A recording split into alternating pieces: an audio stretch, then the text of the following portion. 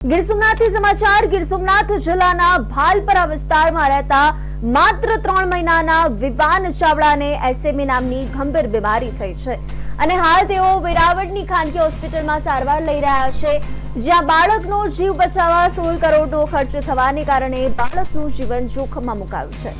હાલ આ બાળક જીવન અને મરણની વચ્ચે ઝોલા ખાઈ રહ્યું છે। બાળકના માતા પિતા ખૂબ જ હતાશ થઈ ગયેલ છે।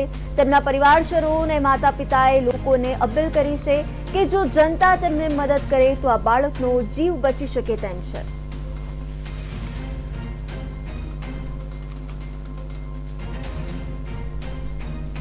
આ બીમારી છે એ જન્મથી હોય છે। શરૂઆતથી એના મોટર ન્યુરોન જે આપણા શરીરમાં હોય સ્નાયુની અંદર, એની અંદર ડિજનરેશન થાય અને ડિનરેશન થાય અને પ્રોગ્રેસિવ ચાલુ થાય। જન્મથી શરૂ હોય ને પછી ધીમે ધીમે વધતું જાય। શરૂઆતમાં હાથ પગ ઢીલા લાગે, ટ્રંક અને નેકના મસલ ઢીલા લાગે, જેને કારણે મોટર ડેવલપમેન્ટ છે બાળકનું, બેસવાનું, ગરદન ચાલવાનું, ઊભું રહેવાનું, ચાલવાનું, એ બધું એચિવ થતું નથી અને આ વીકનેસ ધીમે ધીમે આગળ વધતી જાય અને પછી પાછળથી એ શ્વાસની ના જે સ્નાયુ હોય છે એમને પણ અફેક્ટ કરે અને રેસ્પિરેટરી પ્રોબ્લેમ્સ થાય, રેસ્પિરેટરી ઇન્ફેક્શન્સ લાગે, શ્વાસમાં તકલીફ પડે અને અલ્ટિમેટલી ટાઈપ 1 અને 2 બીમારીની અંદર બાળક 1 થી 1.5 વર્ષ અને મેક્સિમમ 2 વર્ષ સુધી જીવી શકતું હોય, પછી એ સકમ થઈ જાય, એ સર્વાઈવ થતું નથી।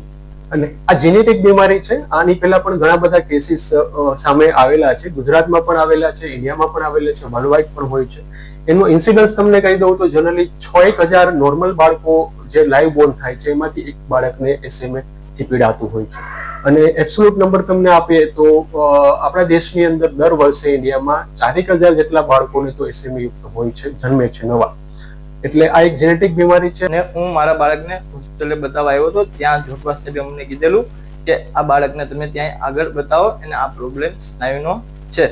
શું પ્રોબ્લેમ છે તો મને પણ ખબર નથી, તો અમે આગળ બીજા મગજના ડોક્ટરને નિશાંતભાઈ રાઠોડને બતાવેલું હતું। તે અમને કીધેલું કે ભાઈ તમે આના માટે કોઈ પણ તમે રિપોર્ટ કરાવો, એના માટે શું આવે છે એમને ખબર નથી। હવે અમારી પાસે એટલી માહિતી નથી। એમને ડોક્ટરે કીધેલું કે આના માટે તમને તમારા બાળકને બચાવવું હોય તો એના માટે તમને 16 કરોડનું ઇન્જેક્શન લેવું પડશે। અમારી કોઈ શક્ય નથી, અમારી કોઈ કેપેસિટી નથી। હું નાનો સામાન્ય ધંધો કરું છું, એવું બધી કોઈ મારો પગાર નથી ને એવી કોઈ મારી સેલેરી નથી આવતી, હું મારા બાળકને બચાવું।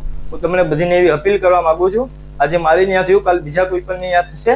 આ કારણે તમે મને થોડીક મદદ કરો, તમારી મદદ થશે તો એની મદદથી બીજા હાલશે, બીજા કોઈ શેર થશે, એના કારણથી મને 5 રૂપિયા હશે તો હું મારા બાળકને બચાવી શકી। આ બાળકમાં મદદ થશે તો આવનાર કોઈ પણ બાળકને પણ મદદરૂપ થશે। મારો એ છે, અમારું એડ્રેસ વડબાન સેન્ટર।